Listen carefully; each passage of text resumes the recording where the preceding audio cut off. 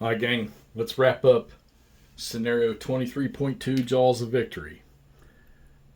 Super duper duper super German decisive victory. Losing that fifth mech is a killer, okay? All those units that had to come off the board that got recalled to go somewhere else. Just not enough in here.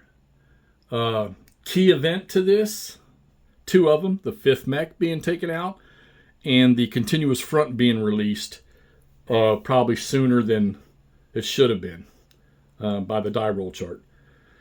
So once those guys started shifting, it was just enough to get units from the 88th down here to help stop this rush of Russians. 2 or 3 more turns, maybe the Russians could pick up a few more victory points, but the only place they captured was this right here, and that's only worth 1 victory point. Let's zoom in here real quick. All right. The only one they captured was Vinogorod, or whatever it's called, right here. And that's only worth 1 victory point. So, yay, 1 plus for the Soviet Union, for the Russians. However, they lose victory points for every 88th and KAB division that can trace a supply line to a road that goes south. And they tried to come in here, they tried to push in here, but just not enough, so they're able to trace to the south, plus they could trace over through Korsun and down. So that would be just a massive amount of victory points lost right there. I'm not even sure how to accomplish this without that fifth mech, really, to drive through there that fast. Like I say, once they left, I couldn't get reserve movement units declared because I needed them to attack to get holes in the front. I did on the last turn get one, and he rolled up in... He rolled up, I want to say, in here, and he got pushed back. So that was an epic fail. Didn't even have to play the German turn because there's nothing else that was going to happen.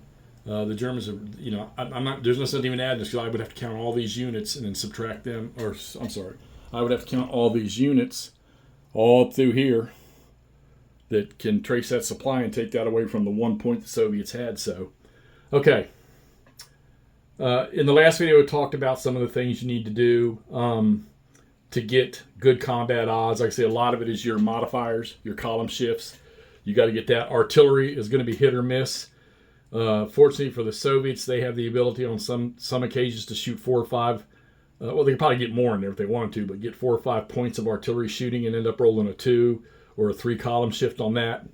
Not much in the way of the combined arm shifts for them. Only the units with the red stars are the units that have armor and infantry attached to the armor. They had like 3 or 4 of those. Some of them went off the map of 5th mech. Those are a big plus. And then here on the last 2 turns, 17th Panzer shows up, which like I said, I didn't even bring the last stack on, but 17th Panzer shows up and they're going to roll up in here and help stop that fight too. So at the start of the game, the Russians owned this victory location here, and the Germans dealt with that unit and ended up eliminating it. And like I say, the only thing they could take was here. Now, considering the front line was here, all right, and they have pushed to here. I don't know. My first go-round, I attempted to play Operation Goodwood from the Killing Ground. I think it was a bad scenario to choose. So this is really only my second go-round with it. So, and some of you guys out there that you want to play these big games, but the rules freak you out. Well, you know what? So I spent like 5 days, 6 days reading the rules to this, highlighting what I needed to highlight. And then I still have to look in the rule book.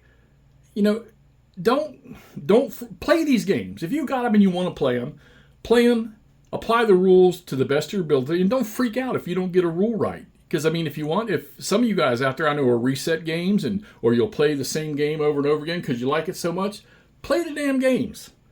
Get some fun out of them. You're going to know 2 or 3 turns in whether or not you're going to enjoy a game or not. I'm telling you right now. So, well, except for one, Rock of the Marne. You got to wait 8 turns before you start to enjoy that game. But play them. Get them out and play them. Don't freak out about the rules. There's people out there that'll help you if you don't understand something. I had one quandary with this about supply, but I figured it out. I worked it out, so I was good to go. There's more scenarios to this. There's the 2-map full game you can play. I enjoyed the daylights out of this. This is definitely a game that's going to sit on my shelf. But for right now, Vatutin strikes a second blow. Didn't come off so well. So I hope they got a third blow planned somewhere that worked a little bit better. All right, let's wrap it up. Jaws of victory, German decisive victory. Let's get to subseography, how it ended for me. If you got any questions, put them in the comments. Thanks for watching. Talk to y'all soon.